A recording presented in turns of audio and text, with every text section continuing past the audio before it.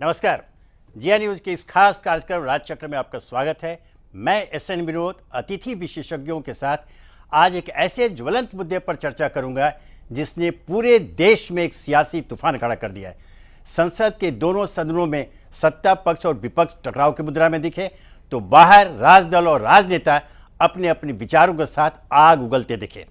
इस मामले के केंद्र में चूंकि एक वरिष्ठ पत्रकार हैं, लिहाजा मीडिया की दिलचस्पी होना जायज है। जी हां, मैं बात कर रहा हूं वरिष्ठ पत्रकार वेद प्रताप वैदिक की। पिछले दिनों एक कार्यक्रम के सिलसिले में कांग्रेस राजनेताओं के साथ वैदिक पाकिस्तान की यात्रा पर गए।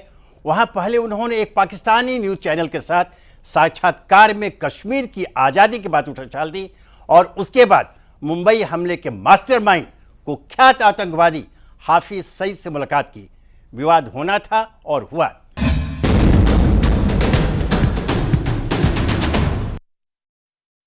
पाकिस्तान में मोस्ट वांटेड आतंकी हाफिज सईद से मुलाकात ने सुलग रहे सियासत में घी का काम किया है, लेकिन अब चिंगारी लगी है कश्मीर पर दिए गए उनके विवादित बयान से। ये बात और है कि कश्मीर पर विवादित बयान देकर पत्रकार वेद प्रताप वैदिक ने पलटी मार ली है, लेकिन वैदिक ने दलील दी है कि उनका इरादा कश्मीर को अलग करने का नहीं बल्कि कश्मीर के लोगों को आज़ाद करना था।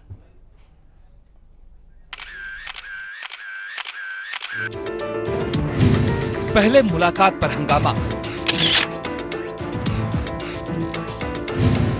फिर विवादित बयान ने सुलगाई सियासत और अब बयान पर यूटर्न। कश्मीर जो है उसको अलग करना बड़ी भारी मूर्खता होगी। उससे भारत का ही नुकसान नहीं होगा, भारत से ज्यादा पाकिस्तान का नुकसान होगा। हिंदुस्तान की सियासत में आग तो वैदिक और हाफिज सईद की मुलाकात से ही लग गई थी। रही सही कसर पत्रकार वेद प्रताप वैदिक के उस बयान ने पूरी कर दी जिसमें उन्होंने कश्मीर को आजाद करने की बात कही। 29 जून को पाकिस्तानी चैनल डॉन को दिए गए एक इंटरव्यू में वैदिक ने कश्मीर को आजाद करने की बात कही। ये बात और है कि बयान पर बढ़ते विवाद को देखते हुए वैदिक ने यूटर्न ले लिया। कश्मीर मिलके एक साथ इंतखाब कराएं, एक विधानसभा बनाएं, जॉइंट इलेक्शन। हाँ, क्यों नहीं, अपनी एक विधानसभा बनाएं, दोनों कश्मीरों का एक चीफ मिनिस्टर हो, दोनों कश्मीरों का एक गवर्नर हो और भारत और पाकिस्तान दोनों मिलकर इमदाद करें उसको। कश्मीरी कोई आसमान से उतरे, हमारे लोग। और फिर इंतजामी कंट्रोल क्या होगा? इधर के इनके पास, पाकिस्तान के पास है, उधर के इंडिया के पास? नहीं, सारा कंट्रोल कश्मीरियों के पास हो। सिर्फ हम ये देखें इंडिपेंडेंट कश्मीर की बात, सिर्फ ये, हाँ, नहीं, वो तो, अरे जो इंडिपेंडेंट पाकिस्तान है, इंडिपेंडेंट हिंदुस्तान है और हमारे जो सूबे हैं वो भी करीब करीब इंडिपेंडेंट हैं और आपके सूबे भी करीब करीब इंडिपेंडेंट हो जाएं या हो तो मुझे बहुत खुशी होगी। मैंने कहा ना कि जब इंडिविजुअल हम चाहते हैं कि हम एकदम इंडिपेंडेंट इंडिविजुअल की तरह रहें तो हमारे सूबे क्यों नहीं इंडिपेंडेंट रहें। कश्मीर जो है उसको अलग करना बड़ी भारी मूर्खता होगी। उससे भारत का ही नुकसान नहीं होगा, भारत से ज्यादा पाकिस्तान का नुकसान होगा और पाकिस्तान से ज्यादा कश्मीर का नुकसान होगा। दो चीजों में फर्क कीजिए, आजादी और अलगाव। मैं अलगाव के बिल्कुल विरुद्ध हूँ, आजादी के पक्ष में हूँ। हर मनुष्य को पूरी तरह से आजाद होना चाहिए, चाहे वो कश्मीरी हो, चाहे नगा हो, चाहे पंजाबी हो, चाहे बिहारी हो, चाहे मध्य प्रदेशी हो, पूरी तरह से आजाद होना चाहिए। पत्रकार वैदिक ने भले ही बयान पर सफाई देकर खुद को बचाने की कोशिश की हो, लेकिन संसद में सरकार विपक्ष के हमलों से दो चार हो रही है। 2 दिन से संसद में विपक्ष हमलावर है और सरकार के पास सफाई देने के अलावा दूसरा कोई रास्ता नहीं है। आपके माध्यम से इस सदन को बताना चाहती हूँ कि श्री वेद प्रताप वैदिक की पाकिस्तान यात्रा या वहाँ हुई हाफिज सईद से उनकी मुलाकात से भारत सरकार का दूर दूर तक कोई संबंध नहीं है। ना पाकिस्तान जाने से पहले ना पाकिस्तान जाकर उन्होंने हमें कोई सूचना दी कि वो हाफिज सईद से मिलने वाले हैं। 29 जून को पत्रकार वेद प्रताप वैदिक ने पाकिस्तानी न्यूज चैनल को इंटरव्यू दिया था, जबकि 2 जुलाई को लाहौर में हाफिज सईद से मुलाकात की। हो हल्ला तो मुलाकात पर ही शुरू हो गया था, लेकिन कश्मीर पर विवादित बयान ने सत्ता के गलियारों में आग लगा दी है। सरकार पिछले 2 दिनों से सफाई दे रही है कि वैदिक के पाकिस्तान दौरे से सरकार का कोई वास्ता नहीं है, लेकिन पाकिस्तान के जिस पत्रकार ने वैदिक का इंटरव्यू लिया, उसका साफ कहना है कि वैदिक ने खुद को प्रधानमंत्री मोदी का करीबी बताया। ऐसे में सरकार पर सवाल उठने लाजमी है। लेकिन हैरान करने वाली बात यह है कि 29 जून से लेकर अब तक सरकार ने एक बार भी वैदिक से सवाल जवाब करने की जहमत क्यों नहीं उठाई। Bureau report, journalist in action.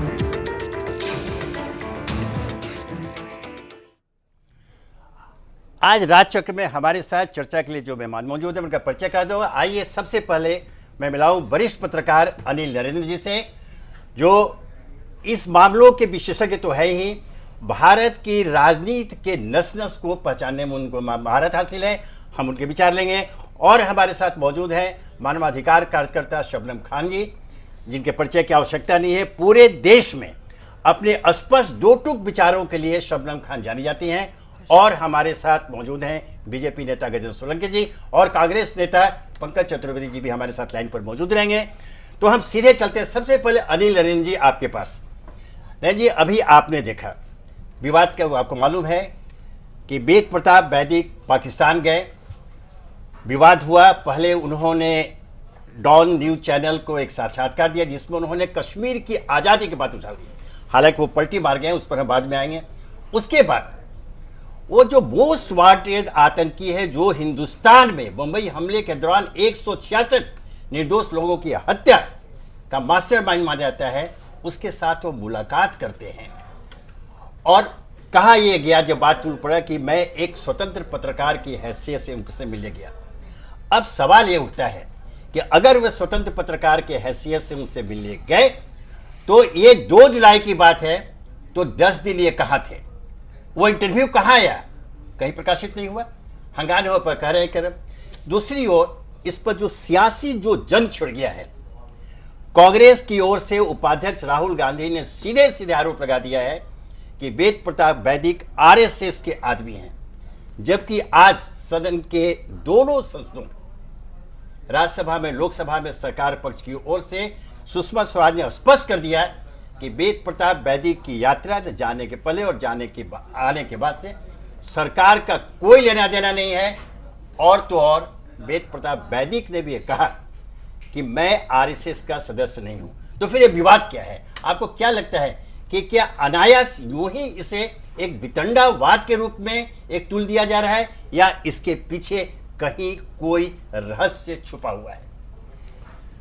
Vinod ji, बात यह है कि मेरे लिए वेद प्रताप वैदिक जी के बारे में कुछ बोलने में मुझे बड़ा भारी संकोच सा है, क्योंकि मैं उनकी बहुत इज्जत करता हूं और हमारे पारिवारिक संबंध आज से नहीं बहुत सालों से हैं उनसे। देखिए, इस बात पर तो किसी को कोई एतराज़ नहीं हो सकता कि एक पत्रकार किसी व्यक्ति विशेष से मिले। ये पत्रकार की अपनी अधिकार है और हमारे सामने दर्जनों एग्जाम्पल हैं। वीरप्पन से भी लोग मिलने गए। और बाकी का क्या, मैं आपको खुद विनोद जी अपनी बात बताता हूँ। एक दिन मैं ऑफिस में बैठा था, तो कई साल पुरानी बात है, तो दरवाज़ा खुला तो मेरे एक कुलीग एक लंबे से आदमी को ले आए सफ़ेद पोशाक में। उन्होंने अपने आप को हाजी मस्तान बताया। जी। ये तब की बात है जब वो अंडरवर्ल्ड छोड़ चुके थे और सियासत में आ रहे थे। तो कहने का मतलब ये है कि एक पत्रकार की हैसियत से वो गए थे तो एक अलग विषय था। उनका जाने का, बात करने का उद्देश्य क्या था, उनकी नीयत क्या थी, ये ज़्यादा महत्वपूर्ण है। क्योंकि अगर उन्होंने साक्षात्कार किया तो वो कहीं प्रकाशित होना चाहिए था। उनके बहुत से अखबारों में उनके लेख छपते हैं, तो ऐसा तो है नहीं कि अभी तक कोई लेख छपा हो। और साथ साथ आप जब किसी का साक्षात्कार करते हो तो आप अपना व्यूज़ उसमें नहीं थोप सकते जी। अगर आप व्यूज़ थोपेंगे, न्यूज़ एंड व्यूज़ एडिटोरियल है, ये नहीं। आपने तो वहाँ पर कई ऐसी चीज़ें, कई इसका जिक्र कर दिया जिसका कि आपका अधिकार है ही नहीं, आपकी कोई माफ़ करना कोई हैसियत ही नहीं है। यानी वो बिल्कुल वो एक भारतीय प्रतिनिधि के रूप में वो बात कर रहे थे, किसी सरकार के प्रतिनिधि के रूप में। जो ये उन्होंने, जैसे उस इंटरव्यूअर ने कहा कि इन्होंने ये इंप्रेशन दिया कि ये मोदी के बहुत करीब हैं जी, और बाबा रामदेव के तो करीब है ही है, और पब्लिक प्रोजेक्शन और पब्लिक परसेप्शन तो यही है कि ये इस कैंप से जुड़े हुए हैं। मुझे इसमें कोई वो ट्रुथ नहीं लगता कि भारत सरकार ने इन्हें किसी भी तरीके से भेजा होगा। ट्रैक टू डिप्लोमेसी में पुराने डिप्लोमैट्स और कई साइलेंटली बात करते हैं और इस तरीके से प्रचार नहीं करते जिस तरीके से। आफ्टर ऑल ये प्रचार भी तो खुद इन्होंने ही किया, इन्होंने ही फोटो लगाई। तो आज तो खैर कुछ हद तक मैं समझता हूं कि उनका मकसद कामयाब हो गया। आज तमाम चैनलों में, तमाम समाचार पत्रों में, पार्लियामेंट में, हर जगह वैदिक जी छाए हुए हैं। तो ये मुझे तो लगता नहीं है पीछे तुमने आपके कहने का तात्पर्य लगता है कि शायद उन्होंने अपने स्व प्रचार के लिए कुछ ऐसा किया। जैसे आप तो मेरे पुराने उनके परिचित हैं, मेरे भी कम 3 दशक से मैं उनके साथ हूँ, जानता हूँ, तो कहीं ना कहीं उनमें यह ललक ऐसी रहती है स्व प्रचार की। खैर उस पर बाद में आएंगे। शबनम जी, जैसा कि अभी साफ हुआ, अनिल जी ने भी कहा कि शायद सरकार ने उनको किसी खास उद्देश्य से भेजा हो, ऐसी चर्चा हो रही है। हालांकि सरकार की ओर से इसका खंडन हो चुका है हर स्तर पर, लेकिन चूंकि ये चर्चा एक राष्ट्रीय बहस के रूप में सामने आ गई है, पूरा देश इसको देख रहा है, समझ रहा है, उस पर विचार मंथन हो रहे हैं, उस पर अलग अलग गुटों में चल रहे हैं। क्या आपको ऐसा लगता है कि किसी खास उद्देश्य से प्रधानमंत्री नरेंद्र मोदी या उनकी सरकार ने उनको पाकिस्तान भेजा हो? चूंकि यहाँ मैं ध्यान दूँ, यह बात आई कि वो एक सेमिनार में गए हुए थे, वो स्पॉन्सर्ड प्रोग्राम था, लेकिन और जो 2 साथ में गए थे लोग, जो कांग्रेस के नेता मनीशंकर रही और सलमान खुर्शीद, वो 2 दिन बाद वापस आ गया और ये 20 दिनों तक रह गया। यह बात भी बड़ी विचित्र है, इस पर हम बाद में आएंगे कि हमारी खुफिया एजेंसियां क्या कर रही थी। लेकिन मैं आपसे जानना चाहता हूँ, क्या आपको ऐसा लगता है कि इसके पीछे यह जो डॉन के साथ उन्होंने इंटरव्यू दिया और हाफिज सईद से मुलाकात की, क्या सरकार ने किसी अपने गुप्त एजेंडे के तहत उन्हें पाकिस्तान भेजा? विनोद जी, मुझे लगता है कि वेद प्रताप वैदिक जी, आप सब इतने सीनियर हैं, आप कोई 3 दशक से उन्हें जानता है, उनके पारिवारिक रिश्ते हैं अनिल जी के, और अगर उनको ये भुनाने की कोशिश थी कि कहीं मेरा जो पर्सनालिटी है मैं उसको ज़्यादा अपनी बाहर लाकर दिखा पाऊंगा, तो ये बेहद दुखद है। एक ये कहीं ना कहीं पत्रकारिता पर भी हमला है, और पत्रकार का किसी को भी इंटरव्यू लेने से गुरेज नहीं है। इस देश की जनता या हमें भी कोई परेशानी नहीं है इसमें, आप किसी का भी इंटरव्यू लीजिए। लेकिन क्या आप कहते हैं अगर मैं प्रधानमंत्री होता कश्मीरी उन्हें सौंप देता, आप कहते हैं कि आप तो बुजुर्ग हैं, एक आतंकवादी को आप इस तरीके का न्योता दे रहे हैं, आप आइए, आप तो दिल्ली में भी रहते थे, आप मुंबई में भी रहने के लिए आइए। मुझे लगता है कि ये सब जो बातें वैदिक जी की हैं, ये कहीं ना कहीं संदेह उत्पन्न करती हैं कि आप देश को ताकतवर बनाने की तरफ कदम उठाने गए थे या देश को कमजोर बनाने की तरफ कदम उठाने गए। इस बात पर हम, हमारे भाजपा के प्रतिनिधि यहाँ नेता सोलंकी जी मौजूद है, उन्हें से सीधे पूछ लेते हैं। हालांकि उनके नेता सुषमा स्वराज जी, अरुण जेटली और सभी ने इनकार किया है, लेकिन ये मामला यूं ही थमने वाला नहीं है। सोलंकी जी, आपको क्या लगता है कि सचमुच ये किसी एजेंडे को लेकर हो गया? तो चूंकि ध्यान रहे, अभी जिस पाकिस्तानी पत्रकार शिराजी ने उनका इंटरव्यू लिया, उन्होंने स्पष्ट किया है कि वैदिक ने उनसे कहा था कि मैं मोदी के बहुत नज़दीक हूं, और आज एक साक्षात्कार में उन्होंने कहा भी कि मोदी को बनाने में कहीं ना कहीं मेरा हाथ में, मेरा भी योगदान है। उन्हें दावे के साथ इंटरव्यू में टेलीविजन के सामने कहा। तो ऐसी स्थिति में सवाल तो पैदा होंगे ही, और चूंकि मामले ने तुल पकड़ लिया है, राजनीतिकरण हो चुका है, तो इसलिए तो कहीं नहीं भाजपा अब पीछे पैर हटा रही है और एक तरह से उनको अछूत करार देकर उनसे पल्ला झाड़ रही है। सबसे पहली बात तो यह है कि जो विषय स्पष्ट रूप से हमारे नरेंद्र जी ने और शबनम खान जी ने बोले हैं, वो कमोबेश वही विषय हैं जो कि संसद में हमारी माननीय सुषमा स्वराज जी ने और हमारे माननीय अरुण जेटली जी ने भी स्पष्ट किया है, और जो भी प्रवक्ता जो भी बोल रहे हैं वो एक ही लाइन पर बोल रहे हैं। और इस देश को जो भी मतलब समझता है, कश्मीर की समस्या को समझता है, वो व्यक्ति वही सोच रखता है जो कि सबकी सोच आपकी हमारी मिल रही है। अब विषय ये आता है कि ये वेद प्रताप वैदिक जी एक वरिष्ठ पत्रकार हैं, एक चिंतक, विचारक, दार्शनिक विचारक और राजनीतिक और सामाजिक गतिविधियों में निरंतर उनका जिस प्रकार का चिंतन रहा है, लेखन रहा है समाचार पत्रों में और पूरे देश विदेश में उनका जाना आना रहता है, और ये एशियाई जो इश्यूज हैं, एशिया के जो मामले हैं उनके जानकार भी हैं। उन विषयों को लेकर पाकिस्तान की यात्रा के बारे में तो बहुत ज़्यादा पता हमको नहीं था पहले। मैं एक सामान्य कार्यकर्ता हूँ भारतीय जनता पार्टी का, लेकिन अभी जो जिस प्रकार से ये सारा विषय सामने आया है उससे निश्चित रूप से एक जिस प्रकार का वातावरण बना है उसमें एक दुर्भाग्यपूर्ण स्थिति दिखाई दे रही है। उन्होंने बहुत सारे विषयों पर बोला है और एक एक विषय को समीक्षा की जाए, विश्लेषण किया जाए तो बहुत दूर तक बात जाती है। अब भारतीय जनता पार्टी का जो स्पष्ट सोच है कश्मीर को लेकर वो कोई नई बात नहीं है, सब जानते हैं। जब से भारत आज़ाद हुआ या जब से मतलब ये कॉम्प्लिकेशन बना पाक ऑक्युपाइड कश्मीर का और कश्मीर का, इस तरीके से सारा कुछ चलता चला आ रहा है। और उसके लिए समझ लेना चाहिए कि भारतीय जनता पार्टी का जो मत एक दिन में तो बना नहीं है, उसके लिए उस विचार को सींचा गया है डॉक्टर श्यामा प्रसाद मुखर्जी के बलिदान से सींचा गया है। हजारों अधिकारियों, सेना के अधिकारियों और जवानों ने उस धरती के लिए अपना बलिदान दिया है, शहादत दी है। उसके अलावा निरंतर कश्मीर के बहुत सारे युवाओं को किस तरीके से भ्रमित करके वो पूरा का पूरा इतिहास है, यथार्थ है, उसमें कोई नई बात नहीं है। अब कोई व्यक्ति या कोई भी व्यक्ति जिस प्रकार से जाके वहां से मिलना मिलाना, भारतीय जनता पार्टी का ये सोच किसी प्रकार से हो ही नहीं सकता, मैं ऐसा मानता हूं। और सब जानते भी हैं कि इस प्रकार से हो ही नहीं सकता कि भारतीय जनता पार्टी के सरकार के स्तर पर उन्होंने अपना स्पष्टीकरण दे दिया है। लेकिन भारतीय जनता पार्टी का एक सामान्य कार्यकर्ता होने के नाते मैं इस बात को मानता हूं, मैं भी स्वीकार करता हूं इस बात को कि ऐसा जो वैदिक जी ने विचार व्यक्त किया है आज़ादी, कश्मीर की आज़ादी के बारे में, ऐसा कुछ हो ही नहीं सकता। और आज़ादी किस बात की? कश्मीर तो एक तरह से आज़ाद है ही क्योंकि भारत का हिस्सा है। कश्मीर तो भारत का हिस्सा होने के कारण आज़ादी उस पार्ट के बारे में बात करनी चाहिए जो कहीं हमारे पड़ोसी देश के हिस्से में मतलब कब्जा किया हुआ है। दूसरा क्या है कि सबसे बड़ी बात स्पष्ट ये मान लेना चाहिए आगे आने वाले समय में भी कि जिस प्रकार से जो इतिहास रहा है कश्मीर का, उसमें कश्मीरी अवाम और जो पाक ऑक्युपाइड कश्मीरी अवाम है वो भी बहुत कोई सुखद स्थिति में नहीं है, वो समझ लेना चाहिए। और इसमें बहुत सारे विषय आते रहे हैं और आते रहेंगे, लेकिन भारत के संविधान और भारत के संसद ने एक निर्णय किया था कि कश्मीर भारत का अभिन्न अंग है और उस पे ही उसके अलग कोई सोच बनती है तो मैं नहीं समझता कि ये लोकतांत्रिक प्रक्रिया के समर्थन में है वो। तो इस बात को मैं मानता हूं कि भारतीय जनता पार्टी के आपने कहा जो कश्मीर को लेकर भारतीय जनता पार्टी के स्टैंड है वो सर्वविदित है आज़ादी के समय से, बिल्कुल उसमें दो मत नहीं है।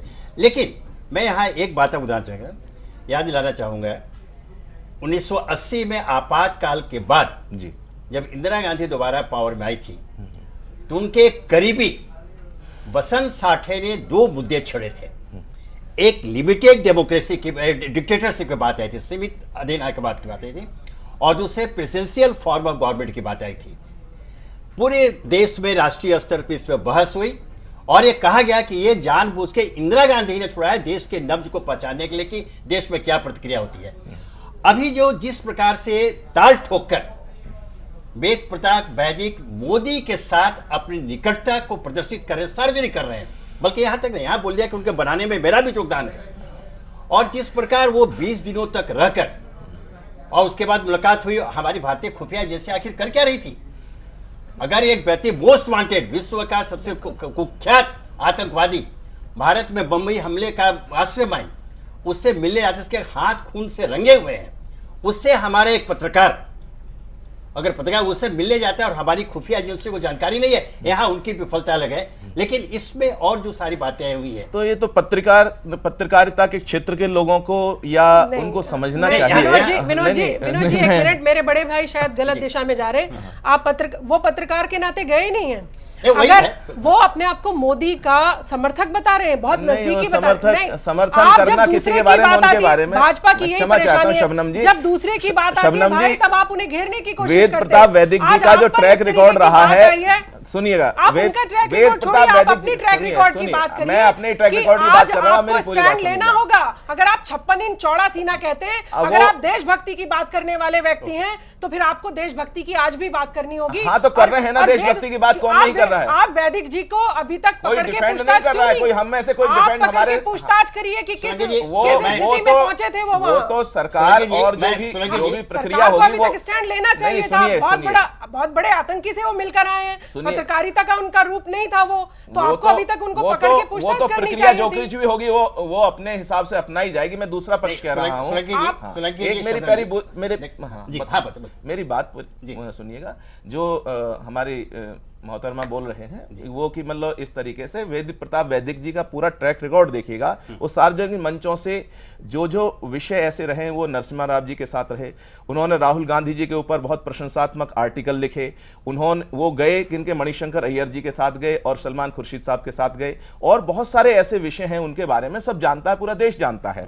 और उन्होंने अगर ये कहा कि मोदी जी के समर्थन में, तो राष्ट्र देश उनको अगर अच्छा लगा मोदी जी का हो तो मोदी जी के साथ आ गए। अगर ये विषय पहले स्पष्ट हो जाना चाहिए कि वो जो कह रहे हैं उसमें कितनी सत्यता है कि उन मोदी जी के मतलब प्रतिनिधि के रूप में जाना, ये बिल्कुल अलग बात है। मोदी जी ऐसे किसी को प्रतिनिधि बना के क्यों भेजने लगेंगे, या बहुत सारे नहीं ठीक, तो वही बात मैं कह रहा हूं। तो उस बात को पहले आप हम आएंगे, सुनेंगे जी, इस पर दोबारा आएंगे, आपकी बात सुनेंगे। ठीक है, इस बीच में हम आपको दो तस्वीरें दिखाना चाहते हैं। एक तस्वीर में पत्रकार वेद प्रताप वैदिक मोस्ट वांटेड आतंकी हाफिज से मुलाकात कर रहे हैं, तो दूसरी तरफ हाफिज सहित अलगाववादी नेता यासीन मलिक के साथ अनशन पर बैठा है। कांग्रेस वेद प्रताप वैदिक के मामले पर सरकार से सवाल पूछ रही है, वहीं अब बीजेपी भी हमलावर हो गई है। बीजेपी का कहना है कि उसने यासीन मलिक मामले में क्या कार्रवाई की थी।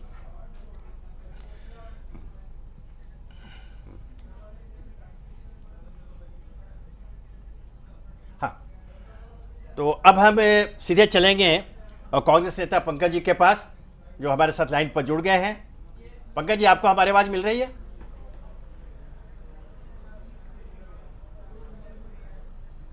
अच्छा पंकज जी, आपने अभी तक हमारी चर्चा सुनी। नमस्कार।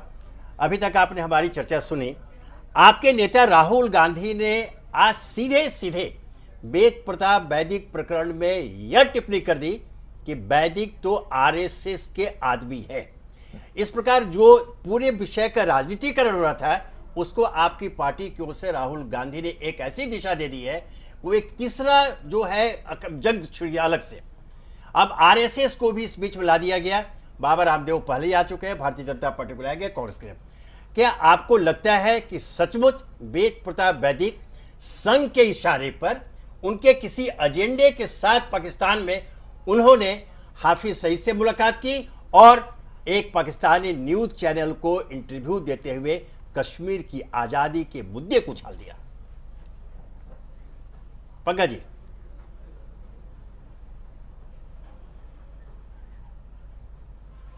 अच्छा, देखिए विनोद जी, मुझे लगता है कि आरएसएस, बाबा रामदेव और वेद प्रताप वैदिक और भारतीय जनता पार्टी, इन सब में कोई अंतर नहीं है। एक सिक्के के अलग अलग पहलू हैं जिन्होंने समाज में अपनी भूमिका के हिसाब से अपना काम तय कर रखा है, पर सबका एजेंडा एक ही, जो भारतीय जनता पार्टी और संघ का एजेंडा है। और इसीलिए राहुल गांधी जी ने बहुत साफ तौर पर कहा कि वेद प्रताप वैदिक आरएसएस के आदमी, वो संघी हैं। वैदिक जी स्पष्टीकरण दें, आरएसएस स्पष्टीकरण दे कि वो संघ के सदस्य नहीं, तो सदस्य होना अनिवार्य नहीं। पर पिछले 1.5-2 साल से वेद प्रताप वैदिक जी के जो लेख हैं वो स्पष्ट तौर पर नरेंद्र मोदी और भारतीय जनता पार्टी और संघ की प्रशंसा के लेख हैं और दुनिया के तमाम देश के तमाम अखबारों में छपे। सबसे बड़ा सवाल विनोद जी ये है कि वेद प्रताप वैदिक पहली बार पाकिस्तान नहीं गए। वेद प्रताप वैदिक जी अपने संस्था के नाम पर, विदेश नीति के नाम पर, विदेश नीति के विशेषज्ञ के नाम पर कई बार पाकिस्तान गए। पर इस बार ऐसा क्या हुआ कि वेद प्रताप वैदिक ने पाकिस्तान में जाने के बाद उस व्यक्ति से मुलाकात करी जिसको अमेरिका ने ढूंढ पाया। तो विनोद जी, जिसको अमेरिका जैसा राष्ट्र नहीं ढूंढ पाता, उसको वेद प्रताप वैदिक जी ढूंढ लेते हैं, उससे मुलाकात करते हैं और किस हैसियत से वैदिक जी ये घोषणा करते हैं, डॉन अखबार के इंटरव्यू में देते हैं और बात करते हैं उस चैनल के ऊपर कि कश्मीर के लोगों को आजादी चाहिए। तो हैसियत क्या है वेद प्रताप वैदिक की? वेद प्रताप वैदिक ने अपनी हैसियत बहुत साफ करी। नरेंद्र मोदी के दूत हैं, नरेंद्र मोदी के प्रतिनिधि बनकर पाकिस्तान आए हैं और वेद प्रताप वैदिक ने उसके पहले प्रधानमंत्री नवाज शरीफ से मुलाकात करी। तो जिस व्यक्ति की प्रधानमंत्री पाकिस्तान से मुलाकात हो रही हो, तो क्या पाकिस्तान की सूचना जो इंटेलिजेंस एजेंसी और भारत की इंटेलिजेंस एजेंसी है वो क्या बिल्कुल खामोश बैठी थी? तो यह देखना होगा कि भारतीय उच्चायोग की जो पाकिस्तान में था उसकी क्या भूमिका थी। और बात कांग्रेस के नेताओं की हो रही, तो कांग्रेस के नेता हाफिज सईद से नहीं मिले, कांग्रेस के नेता अपना कार्यक्रम करके भारत वापस आ गए, लेकिन वेद प्रताप वैदिक ने हाफिज सईद से मुलाकात करी और मुलाकात के बाद पत्रकार का रोल नहीं था वेद प्रताप वैदिक का। वेद प्रताप वैदिक साफ तौर पर वहां भारतीय जनता पार्टी की सरकार के प्रतिनिधि थे। तो कांग्रेस ये जानना चाहती कि क्या ये कोई नई नीति शुरू हो रही है, ये कौन सा काम भारतीय जनता पार्टी और 56 इंच के सीने वाले मोदी जी कर रहे हैं? क्या हम कश्मीर को पाकिस्तान को भेंट करने वाले हैं? वैदिक जी अलगाव की बात नहीं करते, पर आजादी की बात करते हैं। उन्होंने साफ तौर पे आपके चैनल पे कहा कि भारत में तमाम राज्य आजाद हैं, तो आज हमारी आजादी ऐसी नहीं, रक्षा के मामले में, अर्थ के मामले में, विदेश नीति के मामले में, गृह के मामले में हम भारत सरकार से जुड़े, फेडरल सिस्टम है हमारा, लेकिन हम आजाद नहीं है। सरदार पटेल ने सारे आजाद लोग को भारत के झंडे के नीचे लेकर आए। तो वैदिक साहब चाहते क्या हैं, किसकी मंशा पर चाहते हैं? और कांग्रेस की तरफ से फिर बहुत विनम्रता पूर्वक बोल रहा हूं कि सारा का सारा कोई बड़ा गहरा षड्यंत्र है और भारतीय जनता पार्टी और संघ के लोग इस प्रकार के षड्यंत्रों के लिए जाने जाते हैं। क्या सुषमा स्वराज के बोल देने से या अरुण जेटली के बोल देने से ये साफ हो जाएगा कि वैदिक का इस मामले कोई बीजेपी संघ का उनसे कोई लेना देना नहीं है? कांग्रेस पार्टी चाहती है कि तत्काल वेद प्रताप वैदिक को जिन धाराओं में कानून प्रकरण बनता हो गिरफ्तार किया जाए, उनका नार्को टेस्ट किया जाए, उनके कॉल रिकॉर्ड चेक किए जाए, उनसे पूछताछ की जाए कि आप किस उद्देश्य से पाकिस्तान गए, हाफिज सईद से क्यों मिले और मिलकर आपने किस हैसियत से कहा कि कश्मीर को अलग हो जाना चाहिए, उनके लोगों को आजादी का हक है। आपने तमाम भारतीयों की कुर्बानियों को अपने 2 शब्दों में खत्म कर दिया। और आज मुझे बहुत दुख है, वैदिक साहब को मैंने दिन भर टीवी चैनल पर देखा, जिस प्रकार से उन्होंने पत्रकारों से दुर्व्यवहार किया, अपनी वरिष्ठता की दुहाई दी, अपने अनुभव की दुहाई दी। ऐसा लग रहा था कि उन्होंने नरेंद्र मोदी को प्रधानमंत्री बना दिया, सिर्फ वही थे जिन्होंने मोदी को प्रधानमंत्री बनाया। तो मुझे लगता है कि यह अवसर है कि प्रधानमंत्री को सामने आना पड़ेगा, देश के सामने बात रखनी पड़ेगी, क्योंकि एक ऐसे व्यक्ति ने जिसने अपने आप को मोदी का दूत बोला है, उसने पाकिस्तान में भारत का अपमान किया है, उसने कश्मीर के लोगों का अपमान किया है, पूरे तिरंगे का अपमान किया और मामला बहुत गंभीर है। विनोद ठीक है पंकज जी, आपकी बात आपने बहुत महत्वपूर्ण मुद्दा उठाया। शबनम जी, इन्होंने कहा कि आखिर वेद प्रताप वैदिक की हैसियत क्या है, यहाँ बात है। और एक जो आज़ादी की बात आई, तो उसमें यह मुद्दा सचमुच बहुत अहम हो उठता है कि वेद प्रताप वैदिक एक और तो बोलते हैं कि पत्रकार के हैसियत से गए, उन्होंने कोई इंटरव्यू दिया नहीं, तो उस बात को हम बिल्कुल सीरियस से खारिज कर देते हैं, देश ने भी खारिज कर दिया। लेकिन जिस गुप्त एजेंडे की बात हो रही है बार बार, मैं फिर दोहरा दूं, सोलंकी जी ने भी कहा कि सब लोग वो तो इनकार कर रहे हैं, खंडन कर रहे हैं, लेकिन जब इतना विवाद हुआ है तो कहीं ना कहीं कोई तो गुप्त एजेंडा अवश्य है। अब उसका खुलासा बाद में होगा, लेकिन आपसे जानना चाहूँगा, जो अभी पंकज जी ने एक बात उठाई कि वेद प्रताप वैदिक आज दिन भर लोगों ने देखा जिस प्रकार वो प्रतिक्रिया दे रहे हैं, वो आपे से बाहर हो रहे हैं, कहीं लगता है नहीं। कल बल्कि एक एंकर ने बोल भी दिया कि जिस तरह की भाषा का इस्तेमाल वैदिक करे एक वरिष्ठ पत्रकार नहीं कर सकता है। आखिर इसके पीछे क्या है? क्योंकि ये सामान्य रूप से यह माना जाता रहा है कि एक व्यक्ति आपा तब खोता है जब उसकी दाढ़ी में कोई तिनका फंसा रहता है। यहाँ तो जैसे दाल काली कहते हैं कि दाल में कुछ काला है, यहाँ तो पूरी दाल ही मुझे काली नजर आती है विनोद जी। और बड़ा दुर्भाग्य है हमारे देश का। मैं हर बार आपके माध्यम से भी ये बात कहती हूँ कि जब कांग्रेस की सरकार थी तब भाजपा ये ठीकरा फोड़ने के लिए सबसे आगे खड़ी हो जाती है अगर ये इशू उनके समय में आ जाता। आज अगर अपने समय में आया है और आप बड़े देशभक्त और बहुत ज्यादा क्लीन चिट और बहुत अच्छे व्यक्ति थे, तो आपको सामने आकर इस इशू को संभालना चाहिए। और वेद प्रताप वैदिक हो तो चाहे कोई संभाल तो रहे, आपको कैसे संभालना चाहिए आप जरा वो रास्ते बता दीजिएगा। दूसरा मैं ये कहना चाहता हूँ, आप मानव अधिकारों की बात करते हैं, मानव अधिकारों में ये कहीं सर्वाधिक अगर दुनिया में सर्वाधिक, सुनिए और देश के प्राइम मिनिस्टर का हितैषी बताकर आज वेद प्रताप वैदिक जी का विषय आ गया, चलो ठीक है मान लिया, लेकिन कश्मीर की स्थिति मानव अधिकारों के परिप्रेक्ष्य में आप जानते हैं कि उसमें मानव अधिकारों का क्या रोल रहा है। नहीं, भाजपा ने तो बहुत कुछ कर दिया, उसको छोड़ दिया। भाजपा ने जो काम किया है शुरुआती उन्होंने की थी, मानव और कांग्रेस ने 66-67 सालों में जो भी कश्मीर के साथ में जो कुछ भी हुआ है, कश्मीर कांग्रेस चतुर्वेदी जी, पंकज चतुर्वेदी जी, मेरी बात सुनिएगा, पंकज चतुर्वेदी जी जो आज बोल रहे हैं, पंकज चतुर्वेदी जी आज बोल रहे हैं, वो कांग्रेस के देखते देखते भारतीय जनता पार्टी तो अब सत्ता में आई है। अरे वो देशभक्त बीजेपी कहां? हाँ, तो वो देशभक्त बीजेपी है, वो देखिएगा तेल देखिए, हमारी चर्चा जारी रहेगी, लेकिन फिलहाल अभी हमारी सोलंकी जी प्लीज, जो कश्मीर का सवाल हुआ है हाँ। वो कांग्रेस के अभी हमारी ये चर्चा जारी रहेगी, हम आगे बढ़ेंगे। फिलहाल समय हो गया है एक छोटे से ब्रेक का। ब्रेक के बाद हम इन सब मुद्दों पर अपने विषय पर चर्चा जारी रखेंगे। 5 लाख वेद प्रताप वैदिक ने पाकिस्तानी न्यूज चैनल में जो बयान दिया वो भारत विरोधी है, इस बात में रत्ती भर भी गुरेज नहीं। लेकिन सवाल इस बात पर उठ रहे हैं कि क्या सुरक्षा एजेंसियों को वैदिक से पूछताछ नहीं करनी चाहिए थी? लेकिन इस बयानबाजी के बीच विरोधियों ने सरकार को नए सिरे से घेरा है। राहुल गांधी ने बयान दिया है कि वैदिक आरएसएस के आदमी हैं। सरहद पार दिए गए वेद प्रताप वैदिक के एक बयान ने कई सवाल खड़े कर दिए हैं। मसलन, क्या वैदिक कश्मीर को भारत का हिस्सा नहीं मानते हैं? आखिर किस मानसिकता के साथ वैदिक ने ऐसा बयान दिया? ये सवाल अपनी जगह पर अब भी बरकरार हैं, लेकिन राहुल गांधी ने इन सवालों के बीच एक और सवाल पैदा कर दिया है। राहुल गांधी ने वैदिक को आरएसएस का आदमी करार दिया है। Well, we are curious to find out if the Indian embassy there facilitated this event, if they helped this gentleman in any way. That's what we are curious about. Because he is quite Thank close you. to the RSS also. Yeah, he's a RSS man. Rahul Gandhi के आरोप पर RSS के पूर्व प्रवक्ता और BJP नेता राम माधव ने सफाई दी है कि आरएसएस से वैदिक का कोई लेना देना नहीं है। नहीं, वैदिक साहब का आरएसएस से कोई संबंध नहीं है। मणिशंकर अय्यर और सलमान खुर्शीद के साथ घूमने वाले आरएसएस के थोड़ी होते हैं।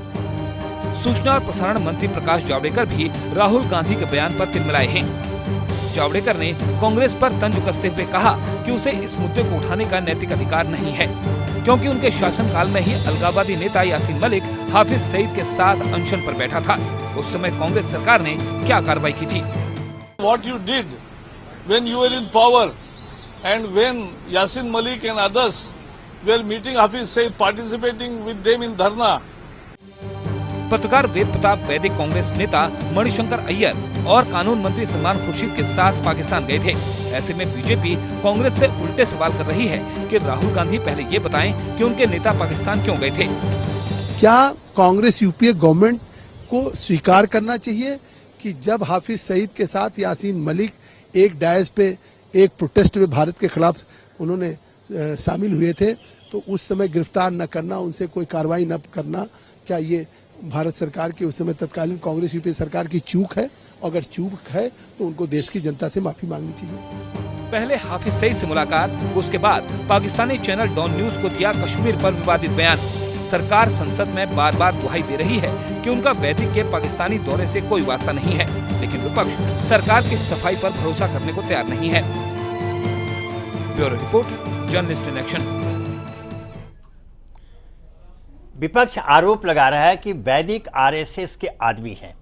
ऐसे में आइए देखते हैं कि विरोधी कैसे बयान दे रहे हैं और सरकार के नुमाइंदे किस तरह उनका बचाव कर रहे हैं। देखिए, बातचीत किसी भी भाषा में इंटरप्रेटर बीच में बैठता है, क्योंकि चीनी राष्ट्रपति हिंदी से नहीं समझ सकते तो कोई ना कोई इंटरप्रेटर जरूर रहेगा।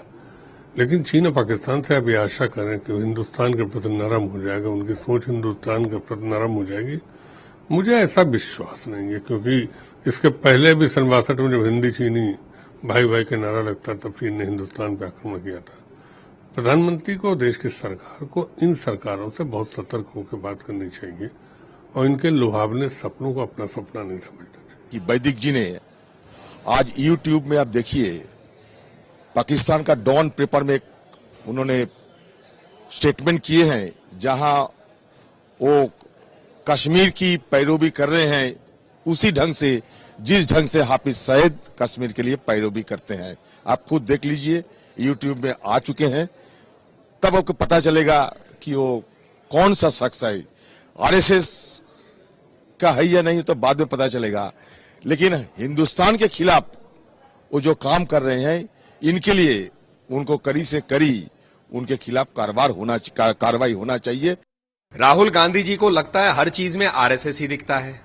राहुल गांधी जी को पता होना चाहिए कि वैदिक जी किस हैसियत में, ये पूछना चाहिए किस हैसियत में गए थे इस विजिट पे, एक पत्रकार के नाते या आरएसएस के नाते। और अगर आरएसएस के नाते गए थे तो क्या मणिशंकर अय्यर और दिग्विजय और अपने सलमान खुर्शीद जी जो वहां पर थे, वो क्या आरएसएस के लोग बैठे हुए हैं? ये कैसा मजाक है? वैदिक जी का कोई लेना देना नहीं है, ना भाजपा से भी। वो एक वरिष्ठ पत्रकार है, उस हैसियत से गए होंगे। उनको ये लगता है कि जिस तरह से देश की जनता ने उनको विपक्ष के नेता के लायक भी नहीं छोड़ा, तो वो आरएसएस और बीजेपी को हर अपनी कमियों के लिए जिम्मेदार मानते हैं। इसलिए हर उस व्यक्ति को आरएसएस और बीजेपी का वो देखने लगते हैं। भारतीय जनता पार्टी उनके इस बयान की निंदा करती है। राष्ट्रीय स्वयंसेवक संघ एक राष्ट्रवादी देशभक्त संगठन है और जो शुरू से देश के लिए जीता है और देश के लिए मरता है, उसको राहुल गांधी से सर्टिफिकेट की कोई जरूरत नहीं। तो अभी आप प्रोफेसर सोलंकी जी, मैं आपसे ये जानना चाहता हूँ, आपने देखा है चूंकि राहुल गांधी ने सीधे सीधे वैदिक जी को एक प्रकार से आरएसएस के एजेंट निरूपित कर दिया, तो उन्होंने पूरे बहस की दिशा मोड़ दी है। बचाव हो रहा है, नहीं आप ये समझे। अब यह जो कहा जा रहा है कि सलमान खुर्शीद और मणिशंकर अय्यर भी साथ ही, जो दलील दी जा रही है, इसमें ये कुतर्क है, क्योंकि उन लोगों ने स्पष्टीकरण दे दिया है कि हम एक सेमिनार में साथ गए, सेमिनार समाप्त हुआ, हम दूसरे दिन वापस चले गए, वैदिक वहां रुक गए थे। वैदिक आखिर वहां रुके तो क्यों रुके? और यह जो आरोप खुलेआम लगाया जा रहा है, तो सरकारी स्तर पर आपके मंत्रीगण खंडन तो कर रहे हैं, लेकिन यह सवाल अभी भी अनुत्तरित है कि आखिर वैदिक जी ने किससे प्रेरित होकर ऐसे बयान दिए और हाफिज से मुलाकात की। सबसे पहली बात तो ये कि आपको लगता है कि वैदिक जी किसी से प्रेरित होकर इस तरीके से मतलब मुलाकात करेंगे या बयान देंगे? मुझे इस पे मुझे इस पे पूरा संदेह है। दूसरा क्या है कि उनके व्यक्तित्व को जो लोग जानते हैं, समझते हैं, वो अच्छी तरीके से जानते हैं। दूसरा, जहां तक राहुल गांधी जी का प्रश्न है, वो कांग्रेस के बड़े नेता मानते हैं कांग्रेसी उनको, लेकिन बहुत सारे विषयों पर लेकर उनके जो स्टेटमेंट्स आते रहे हैं, उसमें बहुत सारे विषयों को लेकर जो स्टेटमेंट आते रहे हैं, उसमें कहीं ना कहीं संदेह है। सोलंकी जी, मैं आपको बताता हूँ, जो आपने उनकी बात जो कही कि उनका जो आभा मंडल है, उनका जो व्यक्तित्व है, नरेंद्र जी बताएंगे, शायद समर्थन करेंगे। एक समय था जब उनको नरसिम्हा राव के आगे पीछे प्रतिदिन लोग देखा करते थे, है ना, और वो हमेशा इंदिरा गांधी के भी साथ रहे। वो एक, हालांकि कहना ना चाहिए, लेकिन एक पत्रकार के रूप में, लेकिन एक आम धारणा आज भी पत्रकार बोल रहे हैं कि वो सत्ता के नजदीक हमेशा रहे हैं। अब उसके पीछे भावना जो वो सत्ता के साथ सटकर ही चलते रहे हैं। आज भारतीय जनता पार्टी सत्ता में आ गई है और पूरे चुनाव प्रचार अभियान के दौरान वैदिक जी का जो एक स्टैंड रहा, वो पार्टी के पक्ष में रहा है। और आज तो खुलेआम उन्होंने कह भी दिया, जैसे सुना, बल्कि आगे बढ़ के यह कह दिया कि मोदी जी को बनाने में मेरा भी योगदान रहा है। वो तो खुलेआम कर रहे हैं, इसे कोई चुनौती नहीं दे रहा है। यो तो देखिए, अगर वो ये ऐसा कहते हैं तो जिस भी एक व्यक्ति ने भी, कोई देश के नागरिक ने एक वोट भी दिया है, तो उसका भी योगदान माना जाएगा मोदी जी के प्रधानमंत्री बनने में। नहीं, फर्क नहीं, दोनों भाव में फर्क है। नहीं, भाव में इस समय जो है वैदिक जी का जो इश्यू इतना, सोलंकी जी, जिस प्रकार उन्होंने मोदी जी का नाम ले कहा कि मेरा योगदान रहा है, कल उन्होंने नरसिम्हा राव के लिए कहा था कि नरसिम्हा राव के समय में मुझे तो देश का डिफेक्टो डिप्टी प्राइम मिनिस्टर माना जाता था। उनकी आदत में शुमार है, आपने जो कहा ना आभा मंडल। हाँ, तो ठीक है, जब आप ये मानते हैं उनकी आदत में शुमार है इस तरह के मतलब स्टेटमेंट्स देना या बड़बोले स्टेटमेंट्स देना, तो जब इस बात को आप स्वयं स्वीकार कर रहे हैं, तो मुझे क्या बोलने की जरूरत है? आप खुद समझ लीजिएगा कि क्यों उन्होंने ऐसे स्टेटमेंट दिया है। दूसरा, जहां तक भारतीय जनता पार्टी का स्पष्ट मत है, भारतीय जनता पार्टी का, और जो व्यंग कर रहे थे चतुर्वेदी जी, पंकज चतुर्वेदी जी, या जिस भी प्रकार से आदरणीय शबनम जी बोल रहे थे, और जो भी विषय आ रहे हैं, इस बात को स्पष्ट मान लेना चाहिए कि अगर जो राष्ट्रवादी देश के लिए, इस देश की मिट्टी से प्यार करने वाला कोई संगठन है, इसके लिए समर्पित संगठन है, या हम देखते रहे जितनी भी हमने अभी तक जो भी सामाजिक और राजनीतिक गतिविधियों में हमने सबके मनोविज्ञान को भी देखा है, कार्यशैली को भी देखा, सरकारों की कार्यशैली को देखा है कि इस देश में ही बहुत कुछ ऐसे इश्यूज उलझे पड़े हैं जिनको सुलझाना धीरे धीरे बहुत मुश्किल होगा। कश्मीर भी उसमें इतना बड़ा इश्यू है जिसमें हजारों लोगों की कुर्बानियां हो गई, लाखों करोड़ रुपए जो है हिंदुस्तान का जो है बजट का वहां चला गया, और फिर भी वहां पर वो समस्याएं ज्यों की त्यों बनी हुई हैं। तो इसलिए जो ये कह रहे हैं, अभी भारतीय जनता पार्टी की सरकार को आए हुए जुम्मा 8 दिन वाली बात है, अभी 1.5 महीना हुआ है। तेल देखिए, तेल की धार देखिए, कुछ समय आप सोचिएगा, देखिएगा। उसके बाद में दोषारोपण एक ऐसे पत्रकार जो कि मतलब निरपेक्ष रूप से अपना कहीं भी उनका चिंतन है, कहीं भी जाते आते हैं, कोई भी स्टेटमेंट देते हैं, उनको भारतीय जनता पार्टी के स्टैंड से जोड़ना, भारतीय जनता पार्टी की देशभक्ति से जोड़ना, यह बड़ा दुर्भाग्यपूर्ण है। आप मुझे बड़ा कष्ट हो रहा है इस बात को कहते हुए। वैदिक जी को मैं जानता हूं, आंदोलनों में रहे हैं हमारे साथ, वो ये ठीक है, उनके अंदर भी राष्ट्रभक्ति होगी, मैं ये नहीं कहता हूं कि उनकी राष्ट्रभक्ति में प्रश्न चिन्ह लगा रहा हूं। स्टेटमेंट किन परिस्थितियों में दिया, क्यों दिया, ये वो व्यक्ति बेहतर बता सकते हैं। जहां तक भारतीय जनता पार्टी का स्टैंड है, मैं ये दावे से कह सकता हूं कि इस प्रकार के मनोविज्ञान के पीछे भारतीय जनता पार्टी ना हो सकती है और ना ही इसी प्रकार से प्रमोशन हो सकता है किसी व्यक्ति का। विनोद जी, मैं अभी पंकज चतुर्वेदी जी कुछ कहना चाहते हैं। पंकज जी, आप कुछ कहना चाह रहे हैं?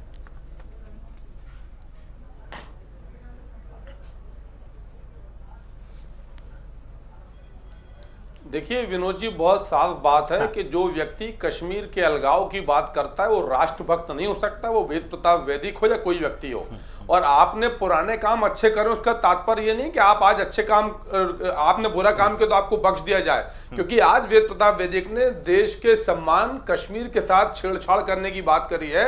और प्रश्न ये है कि वेद प्रताप वैदिक जब 3 जुलाई को भारत आ गए, 3 जुलाई से आज 15 जुलाई हो गई, और भारत की सरकार क्या कर रही है, इसलिए लगता है कि मामला गड़बड़ है। और कहीं ऐसा तो नहीं कि कहीं ना कहीं अंदर खाने में नरेंद्र मोदी और भारतीय जनता पार्टी और आरएसएस ने मिलकर प्लानिंग के तहत वेद प्रताप वैदिक को भेजा हो कि आप, क्योंकि भारतीय जनता पार्टी और आरएसएस इस प्रकार के कुप्रयोग के लिए कुख्यात है, इनकी नीति इस प्रकार की रही है। आपको याद हो सरकार बनती, इनके जो प्रधानमंत्री कार्यालय के राज्य मंत्री जो परिस्थितियां इस देश की जनता ने विवादास्पद बयान दिया, जिन परिस्थितियों में कांग्रेस मेरा उत्तर सुन ले सोलंकी साहब, फिर बोलिएगा।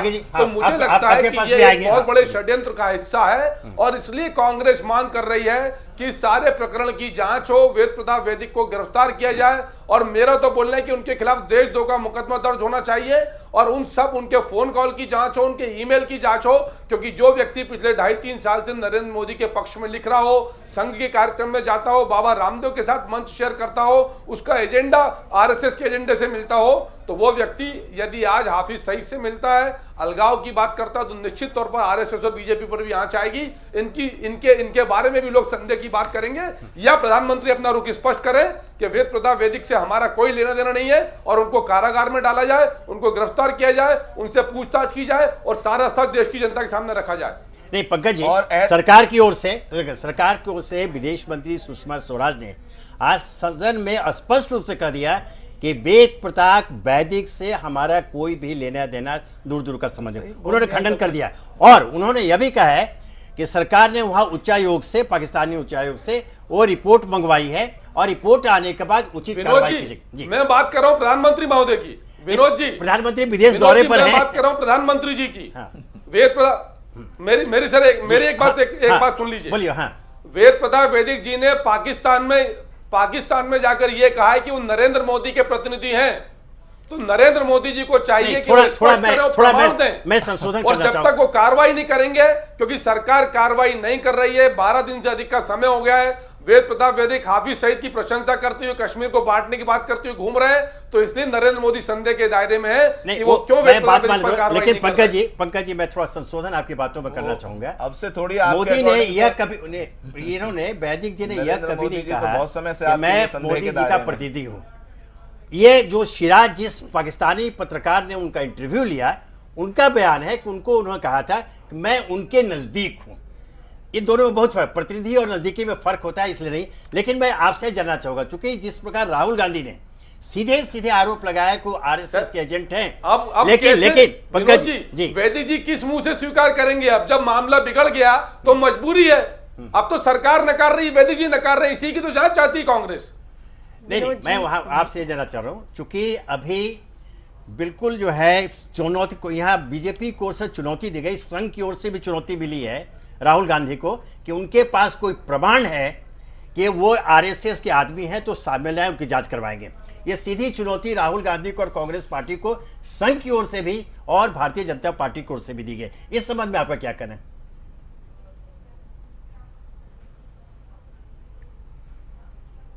पंकज जी, आपको मेरे प्रश्न सुनाई दिए? हाँ, ओके। जी जी जी विनोद जी, आरोप नरेंद्र मोदी सरकार, संघ और वेद प्रताप वैदिक पर लगाए और भारतीय न्याय व्यवस्था में आरोपी को यह प्रमाणित करना पड़ेगा कि उनका इससे कोई वास्ता नहीं है, क्योंकि सरकार में भारतीय जनता पार्टी, सरकार में मोदी जी हैं और इनका जिम्मा है देश की जनता के प्रति कि जो व्यक्ति हाफिज सईद से मुलाकात करता हो, जो व्यक्ति कश्मीर की अलगाव आजादी की बात करता हो, तो उस व्यक्ति के प्रति इनको अपने रुख को, अपने रवैये को, अपने संबंधों को स्पष्ट करना पड़ेगा। और वेद प्रताप वैदिक के पिछले 2.5 साल के लेख, उनका आचरण, उनकी लेखनी, उनकी जो क्रियाकलाप है, वो सब के सब आरएसएस के और रामदेव के और बाकी इनकी जो संगठन है उनके पक्ष के हैं। तो ये अपने आप में बड़ा प्रमाण है कि वेद प्रताप वैदिक एक लंबे समय से आरएसएस की विचारधारा के पक्षधर हैं और उनके पक्ष में लिखते हैं, उनके पक्ष की बात करते हैं, उनके आंदोलों में जाते हैं। इससे बड़ा प्रमाण और क्या चाहिए? मोदी जी की लेख प्रमाणित करते हैं, उनकी जो जिन आंदोलनों में जाते हैं वो प्रमाणित करता है कि आरएसएस के साथ है वो। पंकज जी, पत्रकार के रूप में हर व्यक्ति को अपने विचार रखने का अधिकार है। वैदिक जी को हाँ, आपकी यह जो बात है कि उनका जो आचरण रहा है उसमें आपने देशद्रोह की बात की। अनिल जी, मैं आपसे जानना चाहता हूँ, ये सीधे से उन्होंने कहा कि वैदिक जी पर देशद्रोह का मुकदमा चलाना चाहिए, गिरफ्तार कीजिए। क्या सचमुच ये देशद्रोह के दायरे में आता है?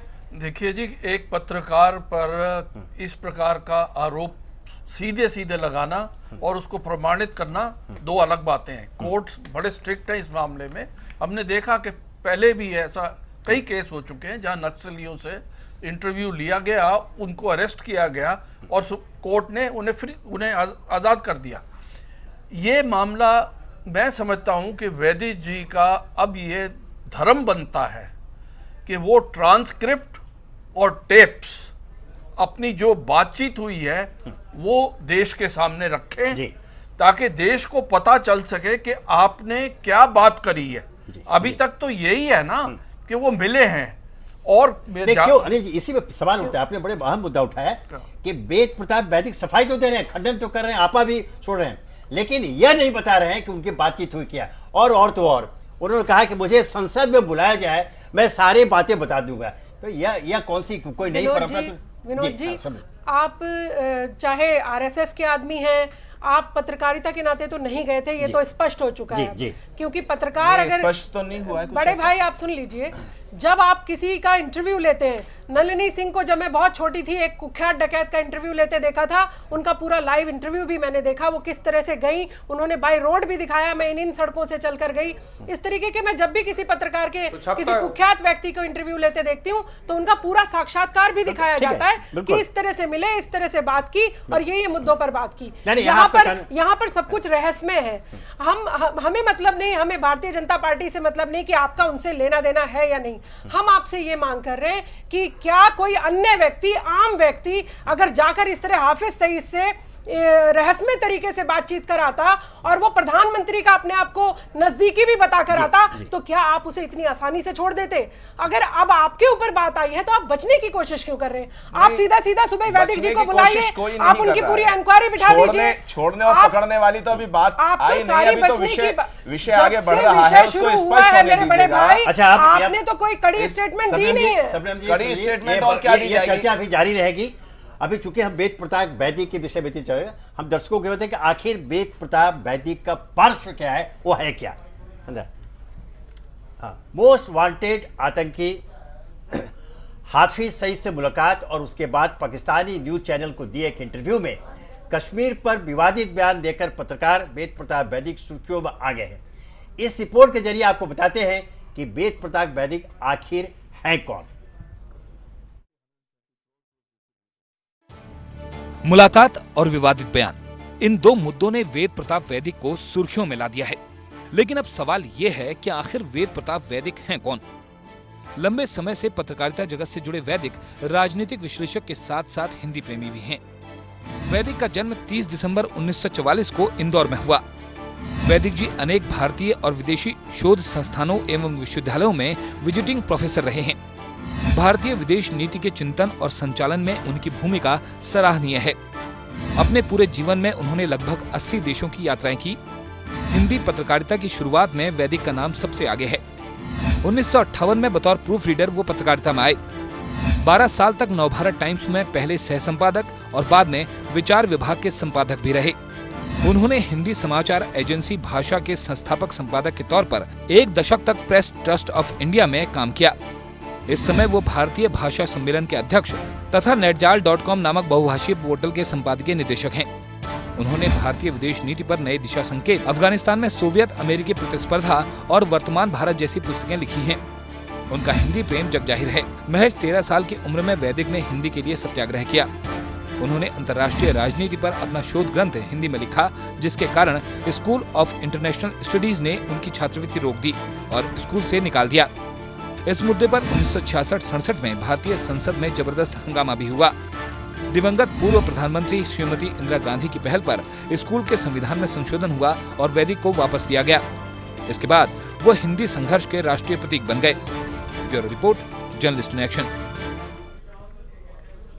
तो ऐसे हैं हमारे वेद प्रताप वैदिक, जो इन दिनों पूरे राष्ट्रीय बहस का एक विषय बन चुके हैं। शबनम जी, अब चूंकि समय का अभाव है, आखिरी सवाल आपसे एक, अपनी सफाई में वैदिक जी ने कश्मीरियों की आज़ादी की बात कही। उन्होंने कहा कि मैंने कभी भी कश्मीर को आज़ाद करने की बात नहीं कही, मैंने कश्मीरियों की आज़ादी की बात की। यह भी अपने आप में हसास है। तो क्या आप मानते हैं कि कश्मीरी हमारे यहाँ गुलाम है? मुझे ये नहीं समझ आता, अगर आप आज़ादी करने की बात कर रहे हैं तो किस तरीके की आज़ादी फिर आप उन्हें देंगे?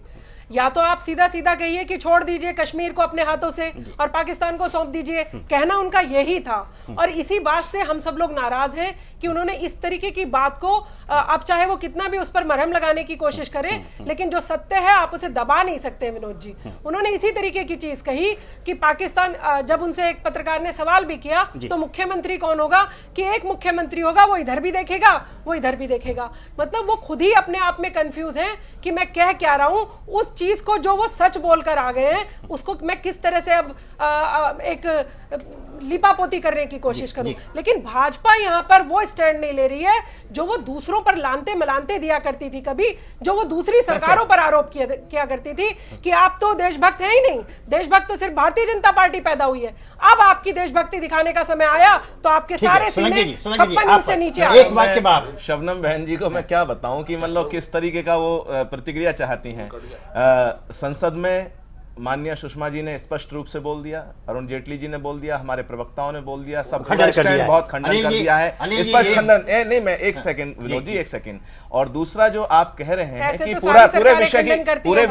पूरा विषय अभी आगे बढ़ रहा है, समीक्षा होने दीजिए, क्या हुआ है क्या नहीं हुआ है। वैदिक जी ने भी मतलब किस तरीके से उस विषय को रखा है अभी, मतलब क्या कोई आम व्यक्ति होता तो आप उसे छोड़ देते इस तरीके से? आम व्यक्ति को उधर जाने का कोई मतलब नहीं होता। पहली बात तो आम व्यक्ति वहां जाता है। आप क्या इस पर आपकी कश्मीरियों की आजादी के ऊपर? देखिए, बात यह है कि मैं इस बात में सहमत हूं कि वैदिक जी का अब दायित्व बनता है जी कि वो बताएं देश को जी कि क्या बात करी, किस उद्देश्य से गए। ये उनके ऊपर दायित्व बनता है, बाकी सबके ऊपर आरोप लग रहे इसी वजह से। पत्रकार भी और इतने वरिष्ठ पत्रकार होने की हैसियत से ओनस उनके ऊपर है, बिल्कुल, और उन्हें इसको करना चाहिए और सरकार को। ठीक है अनिल जी, बिल्कुल आप चुके समय का बिल्कुल आगे बढ़ते हैं। तो आज की चर्चा का लबोलबाब ये रहा कि वेद प्रताप वैदिक को देश के सामने आकर सार्वजनिक रूप से स्पष्टीकरण दें कि आखिर हाफिज सईद से मुलाकात के दौरान क्या बातचीत हुई, और ये जो उन्होंने कश्मीर की आज़ादी की बात कही, हालांकि उन्होंने कुछ स्पष्टीकरण दिए, लेकिन देश और हम संतुष्ट नहीं हैं, उन्हें पूरा संतुष्ट करना होगा। तो आज की चर्चा में समाप्त करते हैं इस आशा के साथ कि हमारे प्रधानमंत्री अभी विदेश दौरे पर वापस आएंगे, तो चूंकि उनका नाम बार बार घिसा गया है, वह भी अपने शब्दों में अपनी तरह से इस बात का स्पष्टीकरण देंगे। आज की चर्चा राजचक्र का में समाप्त करते हैं। कल हम फिर मिलेंगे इसी समय एक नए विषय पर, नए अतिथि विशेषज्ञों के साथ। तब तक हमें इजाजत दीजिए। नमस्कार।